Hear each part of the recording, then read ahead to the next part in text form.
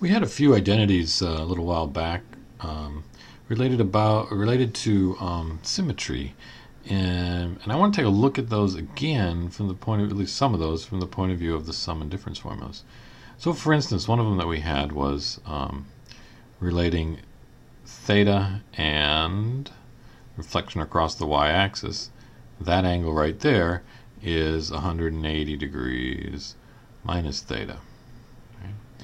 And we looked at the sine and cosine and tangent of this angle in respect to that one.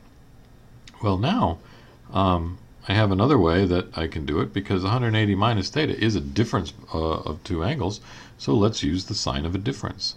So this would be the sine of the first angle, sine of 180 degrees, times the cosine of the second angle, cosine of theta, minus the cosine of the first angle times the sine of the second. All right, with a minus sign here, there's a minus sign there. Well, 180 degrees is a known angle, and it's a nice angle. When I'm thinking of an angle 180 degrees, I want the sine of 180. I'm thinking of this thing opposite over hypotenuse. I'm kind of drawing a little triangle over there, but the opposite side has length 0. So the sine of 180 degrees here is 0. Right? So this is 0 times the cosine of theta. And then the cosine of 180 degrees is going to be the x-coordinate divided by r. Well, the x-coordinate is negative and r is positive, but they're both the same. So that's going to be negative 1. So the negative times negative 1 times the sine of theta, well, the 0 kills everything over there, and then I just get the sine of theta. So I'm saying that the sine of the angle over here, the opposite over the hypotenuse, that's that angle sine, and then this sine is this opposite over that hypotenuse.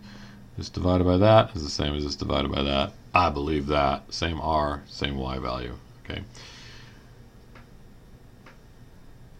This identity regarding symmetry fits into the whole scheme of sine of a sum or a difference. Likewise, we had one, how about relating theta to 90 plus theta. There's 90. And you do theta more, that's 90 plus theta. So if I want to look at the sine of 90 degrees plus theta, it's a sine of a sum. So it's the sine of the first angle times the cosine of the second, plus the cosine of the first angle times the sine of the second angle. Right? Well, again, 90 degrees is a known angle. It's a quadrant angle. It's a nice one. When I look at the 90 degree angle here and I think, what's the sine? I'm thinking y over r. Well, y and r are the same thing on that 90 degree angle right there. Right? 90 degree angle in standard position. Point on the terminal ray. The y coordinate and r are the same. So the sine is equal to 1 times the cosine theta. And the cosine of 90 degrees is the x-coordinate divided by r. Well, the x-coordinate is 0, so that's 0 sine theta. And I get that the sine of 90 plus theta is the cosine of theta. Right? Where the sine, again, if we drop the perpendicular down here, the sine of this 90 plus theta would be the opposite over hypotenuse. Well, that's the same as this over that. Because this x-coordinate turned into that y-coordinate. So the cosine over here is the same as the sine over there. Okay. One last one. How about if we look at the sine of 90 degrees minus theta? Okay. This was relating, here's theta. If you do 90 degrees and then back up theta, come back here. So you're looking at this angle versus that angle.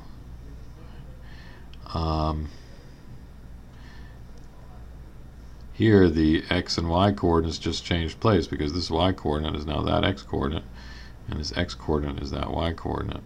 Right? This is, I think, the cofunction identity, right? Well, let's see. This should be the sine of the first angle times the cosine of the second. And with a minus sign there, I've got a minus sign here. Cosine of the first angle sine of the second angle. And 90 degrees is a known angle, and we can find out stuff about it, right? That when you look at that picture, the sine of 90 degrees is the y-coordinate divided by r. So that's 1 times the cosine of theta. And likewise, the cosine of 90 degrees is the x-coordinate divided by r. So that's 0 times sine theta. And we end up just with cosine theta again. Okay. That is, the sine of this angle, the y-coordinate divided by r, is the same as the cosine of this one, the x-coordinate divided by r. Yes, indeed. All right, that's your cofunction identity. So anyway, those symmetry identities are just special cases of the sine of a sum and or a difference, and the cosine of a sum or a difference, because each time it was something like 180 plus theta, 180 minus theta, 90 plus theta, 90 minus theta. Right? And so we see how these are related.